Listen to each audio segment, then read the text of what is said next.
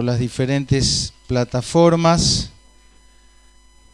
Cariño grande a la familia Princich, a doña Dominga y su esposo Miguel, a Raúl y a Claudia, y como decían antes, y a todos los que me conocen. Muy bien. ¿Cómo está el salón VIP? ¿Están bien ahí? ¿Tan fresquito? ¿Sí? Acá no estamos cocinando. Por lo menos yo largué el saco ya. Terminó la elegancia. Oh. Bueno, estamos preparados para sumergirnos en la palabra de Dios, ¿sí? ¿Están todos listos? ¿Sí? 2 o 3 nomás hicieron, el resto están rígidos como bigote de gato. ¿Trajeron Biblia? ¿Sí? Bueno. Muy bien, esperen que me da indicaciones mi hija. ¿Qué, mamá? No. ¿Tu Biblia? ¿Tenés todo?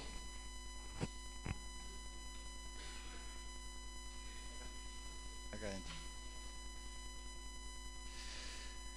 Muy bien, estamos muy animados también, mientras terminamos de organizar todo, con lo que va a ser el aniversario. Les animamos que estén atentos. Probablemente ese viernes, ¿qué era? 8 al final, ¿no? Viernes 8, ¿no? La vengo desde hace bastante y le generé la confusión a Santi también. El viernes 8 probablemente hagamos algo especial con matrimonios, está rondando esa idea. Y por supuesto sábado y domingo tendremos programa súper especial. Viernes y sábado con la familia Vera, que han regresado de Turquía después de 2 años. Así que vamos a poder tener algo especial con ellos, más el programa de niños que se viene posponiendo hace como un mes. Y el domingo la actividad va a estar dirigida, o la participación central va a ser de los adolescentes. Así que preparémonos porque va a estar bueno. No sé si vamos a comer torta. ¿Comeremos torta o no? ¿Quieren comer torta? ¿Sí? Berta dejó una reemplazante en Bareté Cañón. Todavía no voy a decir más, pero viene preparando la torta hace como un mes ya. Lo que pasa es que le cambiamos 3 veces de la fecha del aniversario, ¿viste? La tenemos como loca, ¿viste? Bate los huevos, guárdala, se pone la harina, guarda, No, secreto. Esta vez no voy a revelar. Muy bien. Bueno, ahora sí, con la ayuda del Señor, hoy vamos a tratar de avanzar casi hasta el final. Creo que nos van a quedar unos capítulos sin ver. El domingo próximo probablemente cambie el tema, pero estamos siguiendo lo que es la hora silenciosa. A propósito de ello, me habían pedido, quedan algunas horas silenciosas de niños acá, si alguno desea regalar, y agradecemos a los hermanos que compartieron esta semana. Duplicamos el nivel de participación. ¿Está bien, no? ¿Sí? Porque claro, siempre teníamos 1, ahora tuvimos 2 esta semana. Así que se duplicó. Esperamos que esta semana se vuelva a duplicar. Si se duplica, ¿cuánto van a ser? 4. Está bien, ¿sí? Y si así seguimos exponencialmente, probablemente a fin de año estemos, el WhatsApp esté explotado de compartires. Así que le animamos a que lo hagan. Gracias a los hermanos que estuvieron compartiendo esta semana. A modo de repaso muy fugaz, porque si no siempre retrocedemos y avanzamos poco, dijimos que la carta que Pablo escribe a los romanos, que es, reitero, la que hemos estado reflexionando en la hora silenciosa todo este mes, como lo dice él mismo, es un tratado acerca del Evangelio de Dios, ¿sí? Y él lo dijo así: así que en cuanto a mí, pronto estoy a anunciaros el Evangelio también a vosotros. Recuerden que Pablo no conocía Roma todavía, tenía pensado viajar hacia allá, entonces antes de ir envía una carta para los creyentes que estaban en Roma, ¿sí? Y entonces él considera importante decir a qué iba a ir. Él iba a ir a compartir el Evangelio. Por lo tanto, la lectura o el contenido de toda la carta de Pablo a los romanos es, ¿qué cosa? El Evangelio, es el Evangelio con todas sus aristas. Y esta hermosa frase del 1.16 no me avergüenzo, como dice, del Evangelio, porque es poder de Dios para salvación, ¿sí? La palabra de Dios en general, lo que llamamos el Evangelio en particular, es poderosa para salvarnos de la condena del pecado y salvarnos de la práctica del pecado, que podamos ser diariamente en la práctica libres de cadenas que tengan que ver con el pecado. En el capítulo 1, vamos a ir rapidito aquí, nos hablaba Pablo la revelación bíblica sobre la caída del hombre, cómo el hombre sistemáticamente ha pecado. Por eso termina el capítulo 1 y comienza el capítulo 2 con esta frase: eres inexcusable quien quiera que seas, ¿sí? ¿Y de qué va a hablar? De eso, de que todos somos pecadores. A partir del capítulo 2 él va a seguir con esta idea, porque el pecado implica la presencia de un juicio, ¿no es cierto? Dios, como el juez, va a emitir o ya emitió un veredicto acerca de la culpabilidad del hombre en un marco legal. Y habíamos comentado cómo en esta comunidad de creyentes de Roma convivían dos tipos de personas que venían de dos, vamos a decir, de dos líneas familiares diferentes. Unos eran los judíos, es decir, la comunidad judía tradicional y de antaño que pudieron tener su encuentro personal con el Mesías, ¿sí? Se convirtieron en seguidores de Jesús, pero venían de esa fuerte tradición judía que, como ya hemos insistido varias veces, es el judaísmo contiene elementos de la Biblia, del Antiguo Testamento, de lo que conocemos como la Torá, las instrucciones de Dios, pero también estaba cargado de ¿qué? De tradiciones, de costumbres, ¿sí? Etcétera, etcétera. Así como nosotros tenemos aquí. Esta es una comunidad de creyentes que seguimos la Biblia, estudiamos la Biblia, pero también tenemos ¿qué cosa? Nuestras tradiciones y nuestras costumbres, ¿sí? ¿Está mal eso? No, en la medida, siempre y cuando sepamos cuál es el lugar de esas tradiciones, que nunca va a ser el lugar de la palabra de Dios. Mientras que nosotros sepamos conservar cada cosa en su lugar, no hay problema con tener costumbres que se pueden revisar, se pueden cambiar, se pueden practicar o no, pero si hablamos de la palabra de Dios, eso está a otro nivel y no cambia y siempre se debe observar, ¿sí? Entonces, en esta escena judicial, Pablo le tiene que hablar a los judíos y a los que no eran judíos, o también se los llama gentiles, griegos y demás, y él le habla a ambos. Por eso es una frase que aparece constantemente: al judío primeramente y también al griego. Y lo que termina diciendo en este capítulo 2, en síntesis, que no hay acepción de personas para Dios, y que Dios no hace diferencia entre nadie, ¿sí? Y todos somos iguales ante la ley. ¿Ante la ley de quién? De Dios, ¿sí? Y lo que se conoce en nuestras civilizaciones, que teóricamente somos todos iguales ante la ley, proviene ¿de qué? De acá, de un principio de la Biblia. En épocas antiguas, algunos cristianos lo pudieron incorporar al el orden y la organización de la civilización occidental. Ser iguales ante la ley viene de ahí, ¿sí? Muy bien. Entonces, da esta afirmación durísima, ¿no? Y dice: pero por tu dureza y por tu corazón no arrepentido, denuncia todo esto y dice: ¿qué es lo que se viene? La revelación del justo juicio de Dios, el cual pagará a cada uno conforme a sus obras en el día en que Dios juzgará por Jesucristo los secretos de los hombres, ¿sí? De todo esto habla el capítulo 2. Muy bien, están atentos, tremendo. Capítulo 3, algo pasó ahí, che. 3, ahí está. Va a seguir con el tema de la justicia, ¿sí?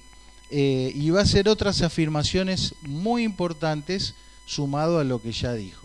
Lo primero que vemos es que el hombre, el ser humano, es culpable. ¿Hay alguno que no sea culpable? No. ¿Por qué? Todos pecamos. Entonces, ser humano, ser un humano, es ser un pecador. ¿Sí? Esto es una definición importante para todo lo que es el Evangelio. ¿Sí? Y nuevamente insiste, ¿ves? ¿Qué pues somos nosotros? Está hablando él como judío, ¿no? Entonces, ¿es la colectividad judía mejor que ellos, que los que no eran judíos? ¿Cuál es la respuesta? En ninguna manera, pues ya hemos acusado a todos los judíos y gentiles que todos están bajo pecado. Esta palabra bajo es importante porque da la idea de esa subordinación, de estar como esclavo o dominado por el pecado y, vamos a decir, aplastado por esa condición y la condena correspondiente. Muy bien. Entonces, viene ahí un versículo que lo tenemos que ir explicando, este tipo de versículos que aparecen para dar claridad y no torcer el sentido, y dice que por medio de la ley, aquí está hablando de la ley de Dios, es el conocimiento del pecado. ¿Qué significa esto? ¿Que por la ley de Dios aprendemos a pecar? No, ¿sí? Ya todos sabemos pecar de nacimiento, ¿sí? Como un pececito que sale del huevito y ya sabe nadar. Nadie le tiene que enseñar el estilo. ¿Por qué? Porque es su naturaleza. Nuestra naturaleza es saber pecar. Lo que nosotros tenemos en la ley de Dios es el marco legal, para la redundancia, para reconocer que esa conducta que por ahí para nosotros es lo más normal del mundo, Dios la llama pecado, ¿eh? Y también poder calificar la magnitud que eso tiene, ¿sí? La gravedad de nuestras fallas, ¿sí? En este capítulo, ¿en qué capítulo estábamos? Me olvidé. 3, menos mal que me hicieron acordar.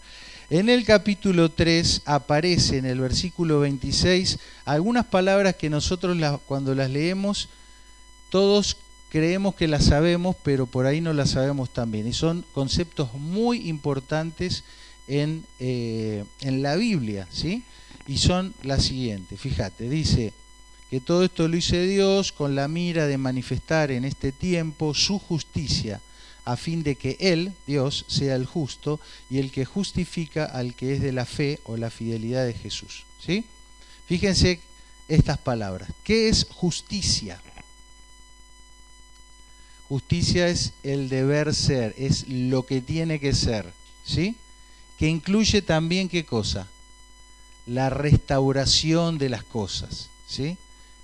Importante. Entonces Dios dice que manifestó su justicia, es decir, que en su palabra y en todo el mensaje que hay, Antiguo y Nuevo Testamento, pero sobre todo con el advenimiento de Jesús, lo que Dios quería mostrar era el deber ser, ¿sí? Que todo el mundo sepa qué es lo correcto. Una palabra que se usa hoy día en inglés para el deber ser, que se usa en las fábricas, en las empresas, el gold estándar. ¿Escucharon hablar de eso? ¿Sí? El gold estándar, es decir, la medida de oro, ¿sí? El estándar de oro.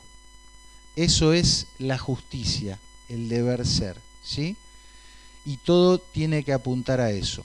Después viene la palabra justo. ¿Quién va a ser el justo? El que practica la justicia, ¿sí? ¿Quién es el justificado? Aquel que es declarado justo, ¿sí? Aquel que es hecho justo. Ahí cometí un error, pero lo vamos a usar para nuestro beneficio. El texto bíblico que está arriba dice que Dios justifica, es decir, que Dios es el que tiene la potestad, la capacidad de declarar justo a otro, ¿sí?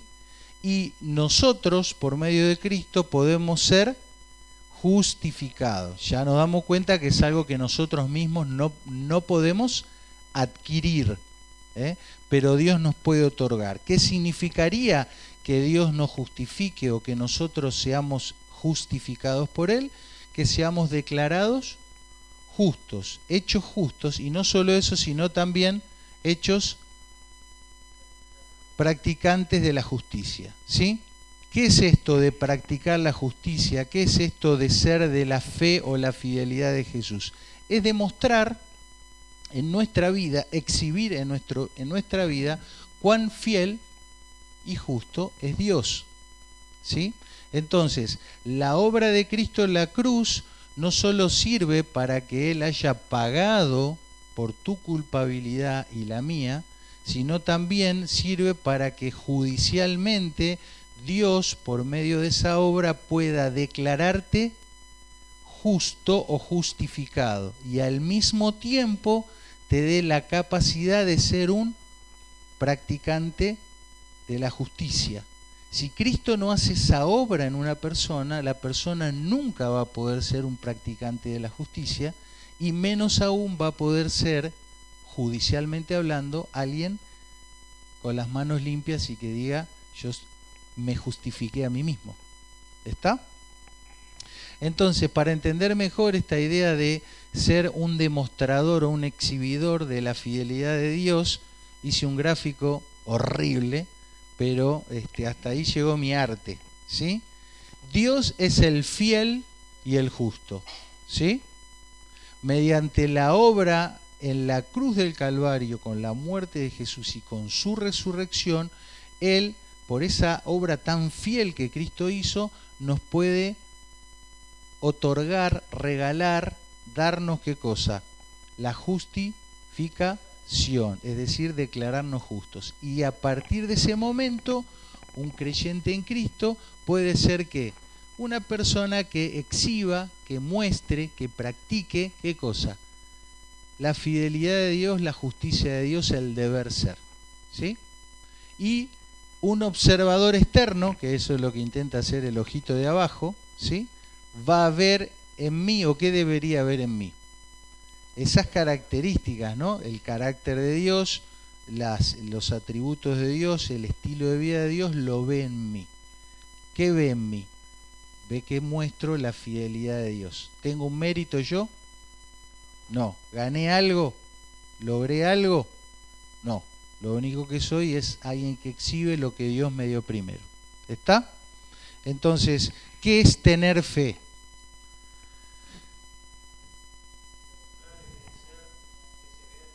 Que se vea en mí que Dios es fiel.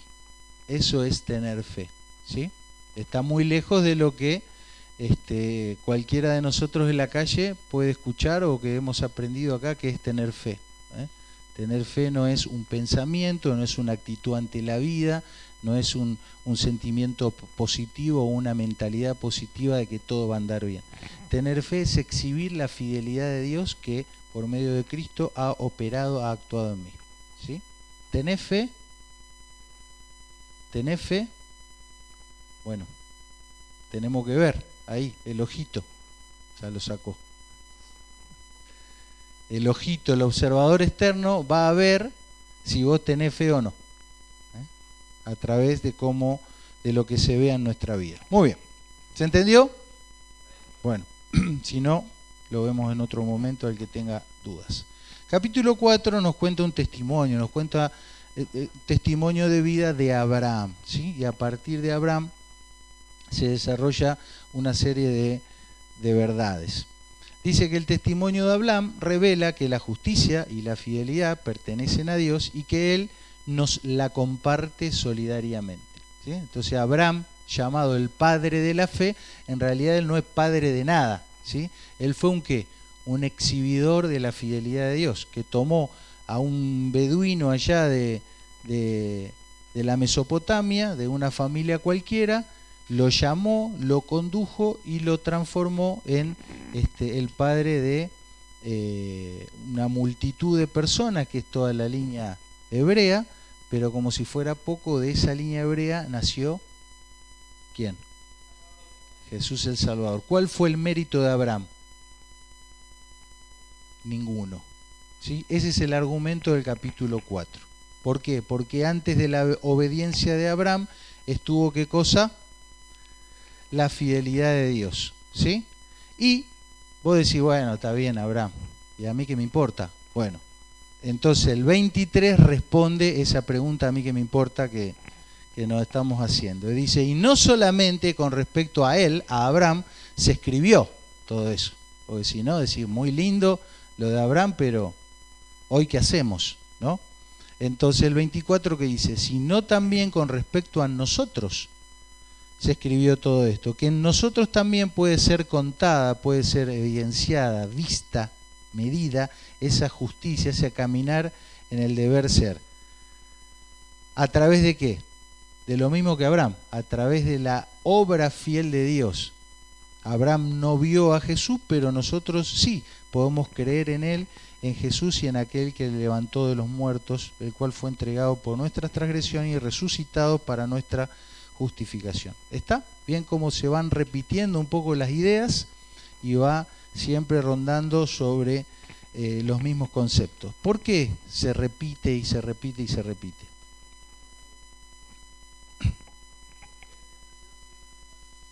Sí, ¿por qué no lo dice una vez y listo y ya pasamos a la siguiente cosa? ¿Qué les parece?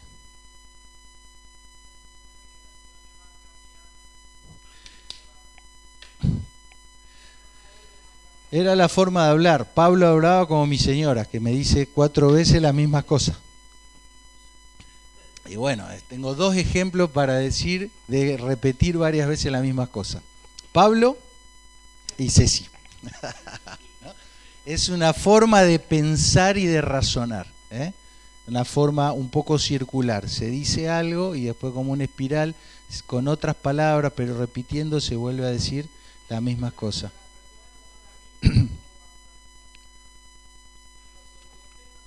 Claro, pero dentro de un mismo argumento se va repitiendo varias veces como un pensamiento así paralelo. Igual ella me dice y yo lo mismo no entiendo. Pero bueno, ese es otro tema que después lo hablamos. En el capítulo 5 va a hablar acerca de Adán, ¿sí? El primer hombre, su caída, va a hablar bastante sobre la función de la ley de Dios y va a hablar de Cristo. Lo resumimos con estos versículos, que dice, como así por la transgresión de uno, ¿de quién? De Adán, vino la condenación a todos los hombres, de la misma manera por la justicia de uno, ¿de quién? De Cristo vino a todos los hombres la justificación de vida, ¿sí? Cuando dice todos, no siempre es un todo cuantitativo, que decir que ya están todos ahí. Una forma de traducir podría ser cualquiera, ¿sí? No siempre todo significa íntegramente, a veces significa indiferentemente, cualquiera puede ser, ¿sí? Y en el versículo 21 va a agregar otro concepto que se va a desarrollar en los capítulos siguientes. Dice que así como el pecado reinó para muerte, hasta ahora no habíamos hablado nada de reinar, ¿sí? Así también la gracia reine por la justicia para vida, ¿sí? Entonces se agrega, aparece esta idea del reinado, ¿sí? Y en el capítulo 6 va a desarrollar esto y va a explicar que hay como si fuese 2 reinos, 2 gobiernos, 2 dominios posibles en los que un ser humano puede estar o bajo uno o bajo el otro, ¿sí? Y como él está escribiendo a creyentes, les va a decir cómo era antes en ellos, cómo era su vida pasada, su vida vieja. Y eso lo refiere con la idea del viejo hombre. Entonces dice, sabiendo que vuestro viejo hombre fue crucificado a fin de que ya no sirvamos más al pecado. Es decir, que hay una servidumbre, hay un reino posible que es que servir, ser esclavos del pecado. ¿Qué acarrea eso? Muerte, ¿sí? La muerte judicial de la que hablamos, y entonces el creyente en Cristo muere a eso, ¿sí? Muere porque Dios, en esa justicia de la que hablamos, de restaurar todas las cosas, nos da una nueva vida. un nuevo hombre que ya no va a estar siendo un siervo del pecado, sino que va a ser un nuevo hombre. ¿Cómo? ¿Qué dice ahí? El 11. Por lo menos este versículo dice vivo, ¿sí? Así también vosotros consideraos muertos al pecado, pero vivos para Dios en Cristo Jesús, Señor nuestro, ¿sí? ¿Qué más dice este capítulo acerca de eso, de la servidumbre o de la esclavitud? Fíjense, el 17. Pero gracias a Dios que aunque erais, ves, está hablando de una situación pasada de ellos, erais esclavos del pecado, bla, bla, bla, bla, bla, y después le dice el 18, y libertados del pecado vinisteis a ser siervos o esclavos de la justicia, ¿sí? La palabra originalmente es la misma en ambos, en la versión griega, que aparentemente es la que escribió Pablo, donde dice esclavo y donde dice siervo aparece el mismo término. ¿Por qué lo pone distinto? Porque el traductor busca que en nuestra cultura, ¿no? Esto se tradujo así en 1960, en el 60, es la última revisión que se hace. Para nosotros la palabra esclavitud tiene un impacto negativo y ser un siervo es como la humildad, ¿viste? Etcétera, etcétera, ¿sí? Pero en realidad técnicamente es lo mismo. Es decir, ¿qué es un esclavo o qué es un siervo en ese contexto? Alguien que no se autogobierna, sino que es gobernado por otra persona más, ¿sí? Alguien que no tiene una voluntad independiente, sino que su voluntad, sus deseos, sus planes, su tiempo, su dinero, su proyecto de vida, lo gobierna otro. Entonces, ¿cuántas opciones tenemos? 2. Cada uno sabrá si quiere ser gobernado por el pecado para muerte o gobernado por Dios para la justicia y para la vida. ¿Sí? Que quiera decir, bueno, un poquito para cada lado, no va. ¿Sí? No hay más de dos opciones. Y fíjense, el 22, lo mismo. Ahora habéis sido liberados del pecado y hechos siervos de Dios. Y ser siervo de Dios tiene un fruto. ¿Cuál es el fruto?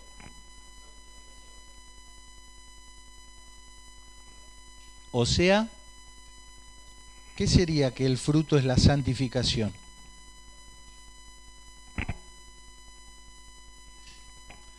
El fruto es lo que van a ver, ¿no? Es lo que se ve.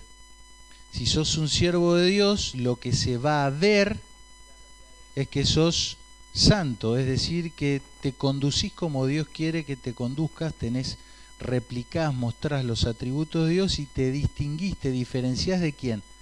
Del resto. ¿Por qué? ¿Qué te hace diferente? Vivís como Dios quiere que vos vivas, ¿sí? No es la ropa, no es como hablás, no es, ¿entendés? Aunque eso pueda tener que ver, pero te distinguís de otros porque haces las cosas como Dios quiere que las hagas, ¿sí? Por eso en nuestra serie, que la hemos puesto en pausa, tratamos de ver todos y cada una de las instrucciones que Dios nos da para que podamos ser santos, es decir, que nos podamos distinguir, ¿sí? Y como fin la vida eterna, es decir, es la esperanza, es tu objetivo, es mi anhelo, ¿sí? Muy bien. Entonces, otra cosa que va a decir, más de lo mismo, es que el pecado no se enseñoreará de vosotros. Si vos moriste, tu viejo hombre fue crucificado, si Dios te hizo libre de la esclavitud del pecado y te hizo ahora un siervo de la justicia de Dios, ¿qué es lo que no tiene que pasar con tu vida? Que el pecado nuevamente te gobierne y sea tu Señor, ¿sí? Eso no es compatible con un creyente. ¿Podemos pecar? Sí, pero tiene que ser algo accidental u ocasional.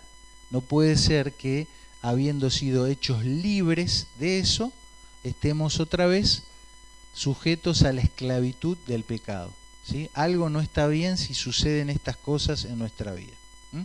Y después dice, la segunda parte, que no estáis bajo la ley, sino bajo la gracia. ¿Qué ley?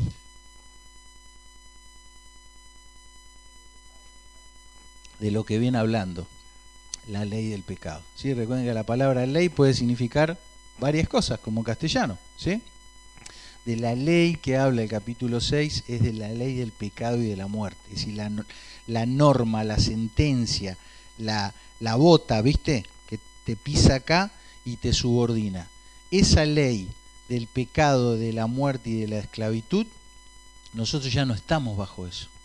Estamos bajo otra cosa. Vieron que siempre estamos bajo algo, porque somos siervos de Dios, de la justicia, de la vida. ¿Está?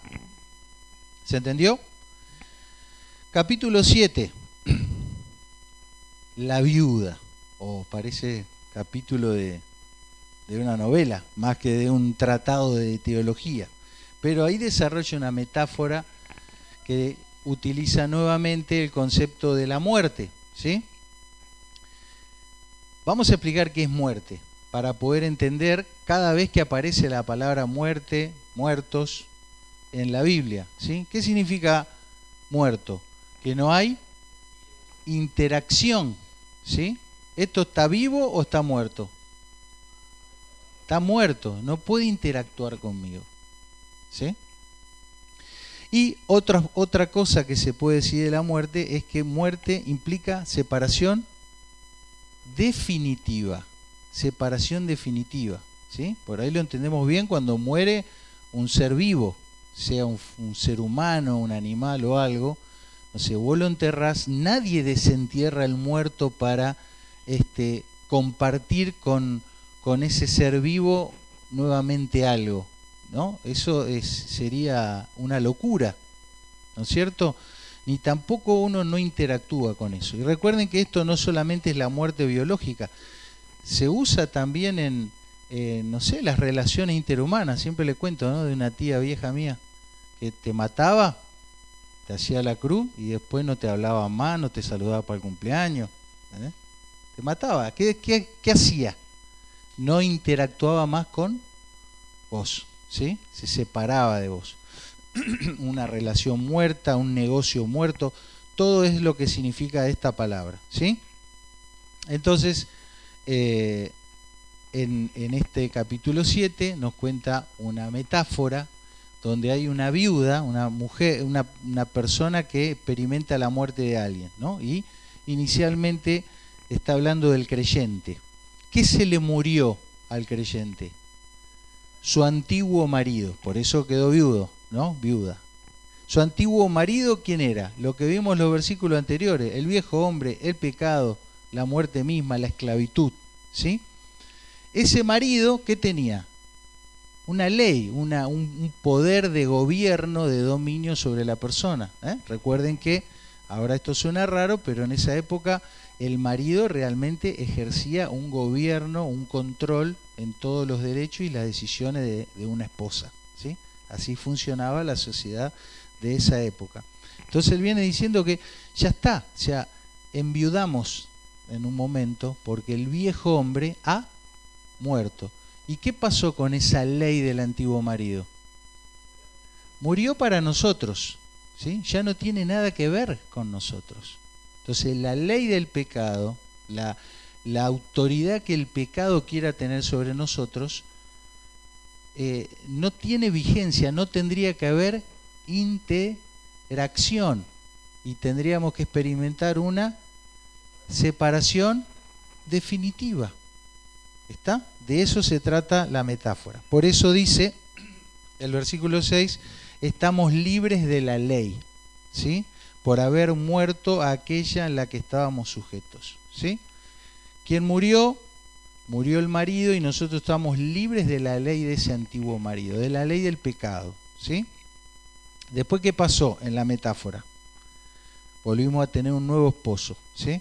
Entonces, muertos al pecado, libres de la ley de ese marido, no reactivo a sus demandas porque murió, ¿sí? Y después el creyente metafóricamente experimenta un recasamiento, un nuevo casamiento. ¿Con quién? Con un nuevo esposo, ¿sí? ¿Quién es? Cristo. Y ahora, ¿cómo estamos? Vivos, en referencia a antes muerto, muerto no reactivo, no interactivo. Ahora estamos vivos para interactuar ¿con quién? con Cristo y con su ley, es decir, con sus instrucciones, con sus demandas. Dijimos que hay dos posibilidades, ¿sí? O siervos del pecado o siervos de Dios para justicia. Entonces, la ley del nuevo marido es lo mismo que lo que se dijo antes: siervo de la justicia, exhibir la fidelidad, las instrucciones de Dios, o como dice el mismo capítulo 6, el régimen nuevo del Espíritu, el gobierno que Dios tiene sobre nosotros, que es un gobierno santo, sano, espiritual, y es para vida, es para justicia, ¿sí? Sería una locura pensar que Cristo me libera del dominio del pecado y ahora hago lo que se me canta, no tengo más ley. ¿Es posible eso? No, no es posible. Pasamos del gobierno de las tinieblas al reino de su amado Hijo. Estamos bajo el gobierno de Dios, bajo el cuidado de nuestro nuevo esposo, en la metáfora, que es Cristo. ¿Se entiende? ¿Cómo termina esto? Que si yo estoy casado con mi nuevo esposo, no me puedo ir a retomar el romance con el que murió. ¿Cómo se llama eso? Adulterio, ¿sí? Y peor aún si lo desentierro, ¿entendés? Para tener un romance. Suena trambólico, ¿no es cierto? Pero eso es lo que hacemos cuando desenterramos las pasiones, los hábitos, las prácticas del viejo hombre, que tiene que estar muerto, lo desenterramos e interactuamos con el muerto. Así de aberrante es lo que ve Dios según esta metáfora, ¿sí? No solo el adulterio, sino con un fiambre, ¿sí? Eso se llama necrofilia y es una aberración. Muy bien. Por último, el capítulo 7, que es tremendo todo lo que hay ahí. Pablo usa un recurso del lenguaje. No me quiero poner difícil porque están los profes acá y aparte me entran a preguntar fino y patino, ¿sí? Pero agarré el mataburro, que no me mordió, ¿eh? ¿Qué es esto que dice ahí?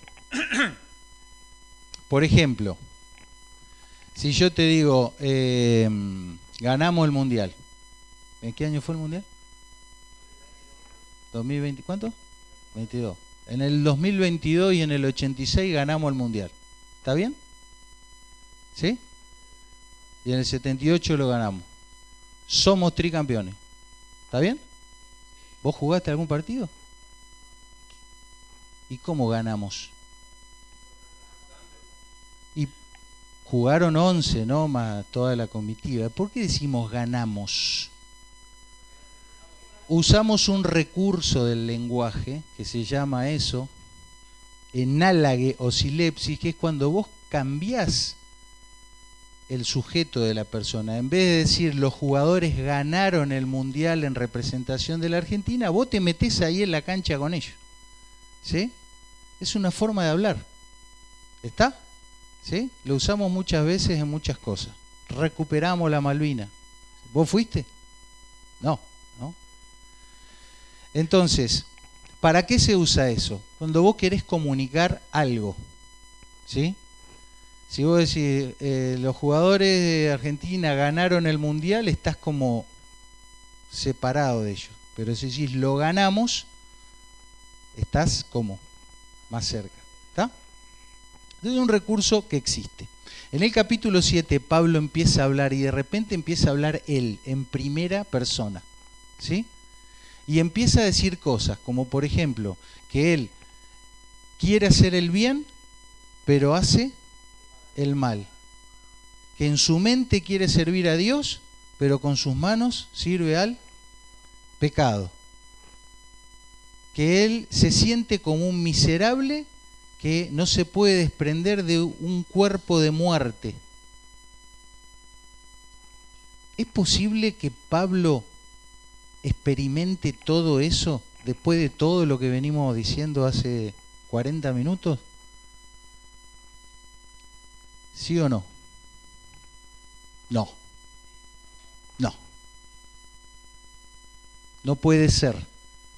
Porque se estaría contradiciendo a sí mismo. Nos vino diciendo que morimos, que crucificado, que el cuerpo es de muerte, bla, bla, bla, que ahora somos siervos de la justicia, y de repente dice, bueno, ¿saben qué, muchachos? Yo todo esto lo quiero hacer, pero no lo hago, y en mi mente soy cristiano, pero con mis manos soy un miserable y vivo revolcado en el pecado.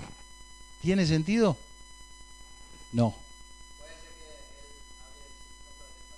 No, porque él está hablando en el presente. Él habla en primera persona, pero no está hablando de él. No está hablando de él. Está hablando de un tipo de creyente que iban a leer esta carta, ¿sí? Que quiere vivir como en los dos reinos, ¿sí? Con la mente soy del Señor, con mi cuerpo la chanchada, ¿sí? Entonces, él usa este recurso para poner en la mesa esta situación, ¿sí? Y decir que esto no va, es una contradicción absoluta, ¿sí? Entonces, como dice ahí, este uso del lenguaje consiste en cambiar la persona gramatical. Pablo, en vez de hablar de otros, habla en primera persona, ¿sí? Para crear un efecto. Probablemente el mensaje vaya contra falsos cristianos que mentalmente servían a Dios, pero corporalmente eran esclavos de las prácticas pecaminosas, ¿sí? Entonces es importante esta interpretación. ¿Por qué? Porque si vos lo lees así, caes como Cherlito en la idea de que, bueno, si Pablo servía a Dios con su mente, pero con su cuerpo era un chancho, entonces yo me puedo también tirar algunas cañitas al aire, ¿no? Entonces, ¿perdón? Pero no, definitivamente no. Por eso es fundamental cómo comienza el capítulo 8, diciendo que no hay ninguna condenación para los que están en Cristo Jesús. Para los que no andan, a ver cómo dice, ¿quién me lo lee? ¿Cuántas opciones hay? Dos. Se puede estar de dos maneras, o conforme a la carne o conforme al espíritu. No existe que puedas estar con mi mente, sirvo a Dios en el espíritu, y con mi cuerpo sirvo a la carne. No se puede. Entonces una persona que está así está condenada, porque es un falso cristiano, un pseudo cristiano, o no sé, un cristiano que de repente pateó todo y se volvió a casar con el viejo hombre, lo desenterró y se casó. Entonces, el capítulo 8 es fundamental este inicio, ¿no? Como para hacer un contraste. Mira, si vos estás como el capítulo 7, estás condenado, macho. No va. Los que andan conforme al Espíritu, ninguna condenación tienen. Capítulo 8. ¿Se entiende? Entonces ahí, ¿ves? Ninguna condenación hay para los que están en Cristo Jesús, los que no andan conforme a la carne, sino conforme al Espíritu. ¿Por qué? Porque la ley del Espíritu de vida en Cristo me ha librado de la ley del pecado y de la muerte. Este es Pablo. ¿Te das cuenta que no coincide con el del 7? O está loco, está esquizofrénico y ya dice una cosa y otra, o está usando este recurso del lenguaje que hablamos.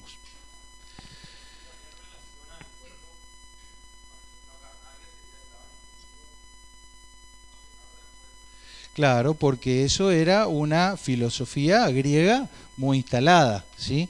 Que mientras que vos con la mente santa y pura estés ahí en el limbo, el cuerpo no importa, ¿no? Podés hacer lo que quieras. Eso era parte de la filosofía griega que también en ese momento reinaba, ¿sí? El gnosticismo y todo lo demás.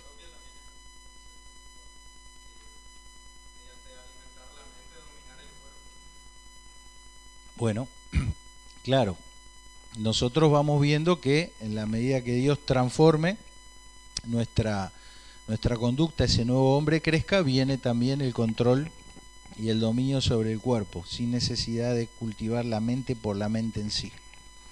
Entonces el capítulo 8 va a avanzar con esto, ¿sí? En cuanto a los designios, los deseos de la carne, son ¿qué cosa?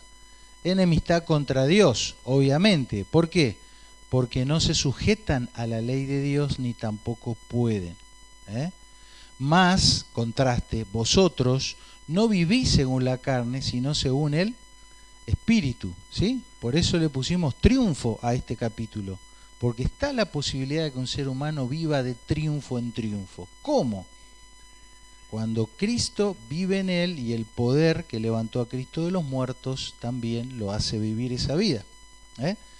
Acá este es un versículo para ver claramente que la ley de Dios no solo que está totalmente vigente, sino que la podemos usar y la debemos. Si vivimos sin enemistarnos con Dios, entonces ¿qué podremos hacer? Si enemistados contra Dios no podíamos sujetarnos a la ley de Dios, si vivimos sin estar enemistados con Dios, ¿qué podremos hacer? Sujetarnos a la ley de Dios. Obedecer. Muy bien, avanzamos otro poquito, nuevamente, otro más de lo mismo. Fíjate qué lindo, si el Espíritu, el poder de aquel que levantó de los muertos a Jesús mora en ustedes, el que levantó de los muertos a Jesús vivificará también vuestros cuerpos mortales por su Espíritu que mora en vosotros. Claramente, el impacto de la obra de Dios en nosotros, el poder de la obra de Dios en nosotros, así como levantó a Cristo de los muertos, también nos levanta a nosotros. ¿E impacta dónde? En todo nuestro ser, incluyendo ¿nuestro qué? Nuestro cuerpo mortal, ¿sí? Nuestro cuerpo mortal. Entonces, nuestra mente, nuestros pensamientos, nuestra biología también se ve vivificada por la presencia de Dios. Y va a continuar con otro tema que se agrega, que hasta ahora no lo había mencionado, que son ¿qué cosa? Claro, dice todo lo que dijo hasta aquí para afianzar a los creyentes, darle seguridad, darle convicción, darle una brújula, y va a hablar de otra cosa muy práctica y muy real, que van a haber aflicciones, hay aflicciones, pero seguimos de triunfo en triunfo por medio de aquel que nos amó. ¿Qué dice Pablo del triunfo que Dios nos da en medio de las aflicciones? Dice varias cosas en este capítulo 8. Primero, que hay que aceptarla, ¿sí? Siempre y cuando no estemos pasando aflicciones por malas decisiones, ¿no? Hablamos de cuando vivimos ordenadamente, pero Dios coloca tiempos de tribulación, de prueba, de aflicción. ¿Qué hay que hacer? Lo primero que hay que hacer es aceptar eso que viene de parte de Dios. Segundo lugar, ¿qué hay que hacer? Pasarla. Tercer lugar, ¿qué hay que hacer? Tener la mirada puesta en la esperanza. También tenemos que recordar que la misma creación, este mundo en el que vivimos, está dañado y sufre por causa del pecado, ¿sí? Que hay que tener paciencia, es decir, ánimo largo, resistencia ante la presión.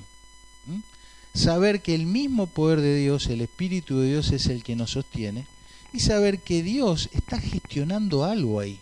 Él tiene una voluntad.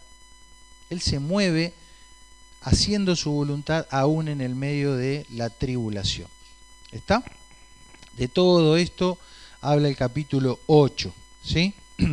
Habla de que ahí en celeste, que Dios tiene un propósito, una intención, un plan de logros, así como vieron los maestros que planifican un plan de logros, que a fin de año el alumno, el estudiante logre ciertas cosas.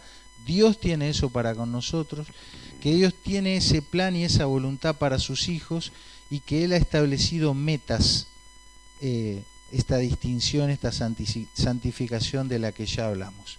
Ante un presente adverso, recordar que Dios tiene un futuro planificado para sus hijos. Amén. ¿Aguantan un poquito más? Termina el versículo 31 diciendo: si Dios es por nosotros, es decir, sobre nosotros o a favor de nosotros, ¿quién contra nosotros? ¿Cuál es la respuesta? Nadie. Muy bien. Y termina con esta hermosa expresión: ¿quién nos separará del amor de Cristo? Tribulación, angustia, persecución, hambre, desnudez, peligro de espada. Cita el Salmo 44, 22. La tribulación del creyente está presupuesta, está en el presupuesto de Dios que el creyente pase por tribulación, pase por prueba, ¿sí? Hay que pasarla aferrados a las verdades de este capítulo. Llegamos al 9, donde va a hablar de que ha habido un llamado. Habla de conceptos sobre Israel, que lo vamos a pasar un poquito rápidamente por cuestiones del tiempo, y nos vamos a quedar con esa diapositiva que está ahí, donde más allá del Israel histórico, el Israel político que está hoy en Medio Oriente, o el Israel que lo componen los descendientes biológicos de aquellas personas, hay lo que podríamos definir un Israel espiritual, ¿sí? Que es el conjunto de las personas que Dios ha llamado para que sean sus hijos y sus hijas, ¿sí? Entonces es una inclusión que nos transforma en hijos de Dios, en herederos de las promesas de Dios, en el Israel espiritual o en partes del cuerpo de Cristo. Y siempre es porque Él nos llama y no es por obra, ni mérito, ni descendencia, ni nada. De todo eso un poquito va hablando el capítulo 9. Es un llamado que es un acto soberano de Dios. Y el último punto dice que, como dijimos, no hay mérito humano. Avanzamos un poquito más porque quiero dar unos últimos conceptos. En el capítulo 11, llamado el cumplimiento, va a hablar nuevamente de todo este plan de Dios. Siguiente. Acá, este versículo, el versículo 4 dice que el fin de la ley es Cristo para justicia a todo aquel que cree.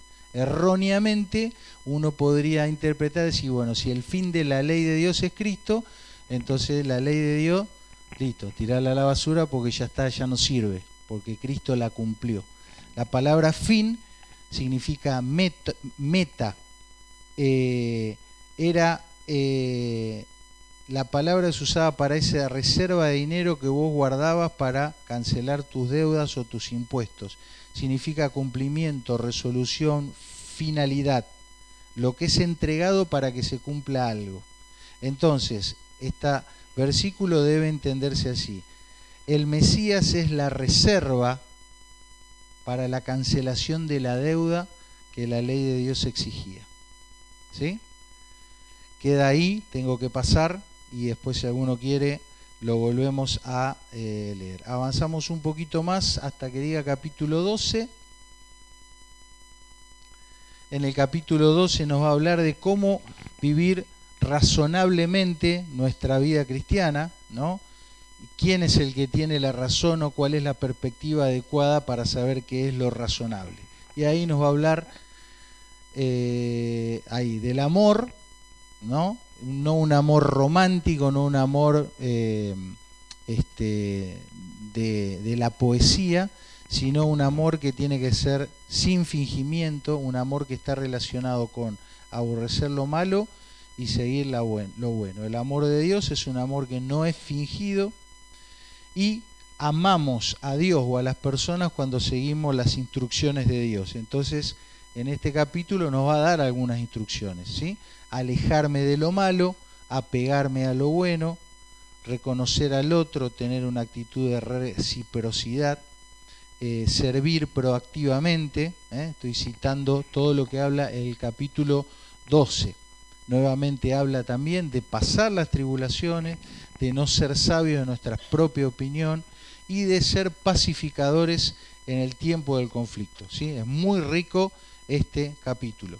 Después va a hablar de diferentes capacidades o dones que Dios nos da, Los dones que Dios nos da, las capacidades, los roles que podemos tener en la familia de la fe son para ejercerlos, son para ejercitarlos, no es para teorizar sobre eso. Y la característica central es que en la familia de Dios, de la fe, no hay qué cosa, no hay jerarquías, ¿sí? El que enseña, el que sirve, el que administra, el que reparte, el que exhorta, están todos puestos en una lista transversal, horizontal, ¿sí? Finalmente, el último capítulo que vamos a mencionar hoy es el capítulo 13, donde va a hablar de el aspecto de la vida del creyente puertas afuera, es decir, con las autoridades del lugar donde te toque vivir, ¿sí? Y es lo último que les pido unos minutitos de su atención. Dice los primeros 3 versículos lo siguiente: sométase toda persona a las autoridades superiores, porque no hay autoridad sino de parte de Dios, y las que hay por Dios han sido establecidas. De modo que quien se opone a la autoridad, a lo establecido por Dios se resiste, y los que se resisten acarrean condenación para sí mismos. Básicamente, en estos 2 versículos se dicen tres frases, 3 ideas, 3 cláusulas: que hay que subordinarse a toda autoridad, ¿sí? ¿Me siguen? Segundo, que no hay autoridad si no es de parte de Dios, o si no proviene de Dios, o si no está bajo Dios. Y tercero, que las autoridades existentes las puso Dios. ¿Estamos hasta ahí? La cláusula que tenemos que entender es la segunda, la B, porque esa le da sentido a la primera y a la tercera. ¿Qué es autoridad? Según esta cláusula, ¿qué es autoridad? No hay autoridad sino de parte de Dios, sino proveniente de Dios, si no está bajo Dios. Eso es lo que dice el texto. Entonces, se reconoce como autoridad aquella que esté bajo Dios o de parte de Dios. Es decir, que nosotros legitimamos, le damos la legitimidad a una autoridad como tal si se alinea con los estándares divinos o si respeta el lugar y la función encomendada. Ejemplo, te paran en la esquina el inspector de la municipalidad, ¿sí? Te pide la cédula, el documento, el carnet. ¿Te puede pedir eso? ¿Sí? ¿Estás obligado a mostrarle? Sí. ¿Es autoridad? Sí. Lo mira, ¿no? Y después me pregunta, ¿qué edad tiene su hija? Bueno, 26, no, 24, 21. 21. ¿Viste? Estoy afiladísimo. Sí. Y después tengo una de 11 que va a cumplir 12 y otra de 9. Bueno, la de 11 ya la tiene que dejar ir al matiné porque ya está en edad y tiene que empezar a vivir la vida. ¿Me puede decir eso? Sí, me puede decir. ¿Es autoridad? No. ¿Sí? ¿Por qué? Porque no está bajo, no respeta el lugar y la función encomendada.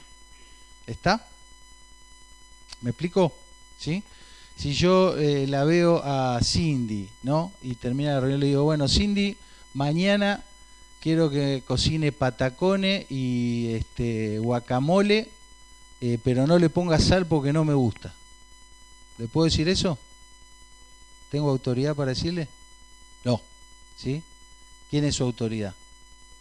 Su esposo, César. Perdón, Cindy. Ahí está. Pero puedo hablar con César, podemos negociar, César. ¿Se entiende? ¿Sí? Entonces, una autoridad que no esté ocupando la función, el rol o los estándares divinos, para mí no es autoridad. Y si no es autoridad, ¿qué pasa? La cláusula A, ¿qué hago? ¿Me subordino? No, no me subordino, porque no es autoridad. ¿Sí? ¿Es una autoridad puesta por Dios? No, no es autoridad. ¿Sí? Entonces, esta cláusula es fundamental, la ve. ¿Por qué? Porque a lo largo de la historia, Mucha gente que llegó al poder dijo, bueno, como llegué al poder soy autoridad. Si soy autoridad es porque Dios me puso. Y todos ustedes me tienen que obedecer porque Romanos 14 dice sométase a toda autoridad. ¿Puede ser ese razonamiento? Ha pasado a lo largo de toda la historia. ¿Sí? Pasó con Saulo, pasó con reyes en la Edad Media, pasa hoy por hoy, y a veces nosotros mismos los creyentes nos autosubordinamos bajo alguien que no es autoridad, por más de que lo haya votado no sé quién, o que lo haya puesto no sé quién. No es autoridad para mí si no cumple con este requisito. ¿Cuál es el requisito? Que venga de parte de Dios, o proveniente de Dios, o que esté bajo Dios, o que respete el lugar y la función que se le encomendó. ¿Sí? Entonces, si en la escuela la autoridad estatal o gubernamental le quiere enseñar a tu hijo educación sexual, ¿está bien? ¿Sí? ¿Es autoridad? No es autoridad para vos. No tiene ese rol. No está para eso. Se enseña igual. ¿Vos qué tenés que hacer? Conocer tus derechos y conocer los límites que tiene eso. No le puedo ver. Mamá, la seño me dijo que hay 4 sexos. Y yo no le puedo decir, bueno, si te lo dijo la maestra, ella es la autoridad en el grado. ¿Le puedo decir eso? No, le tengo que decir, ella no es tu autoridad para enseñarte eso. ¿Se dan cuenta las implicancias que va teniendo, no? Entonces, en este pasaje termina diciendo algo importante. ¿Cuáles son los aspectos específicos del orden civil delegados a la autoridad gubernamental según la Biblia? Es decir, ¿para qué picó está la autoridad civil según la Biblia? Para esto: seguridad, cuidar al bueno, castigar o infundir temor al malo y sostener el sistema por el pago de impuestos. ¿Sí? El resto no es autoridad para vos. Educación, salud, bueno, un montón de otras cosas. No es autoridad. ¿Sí?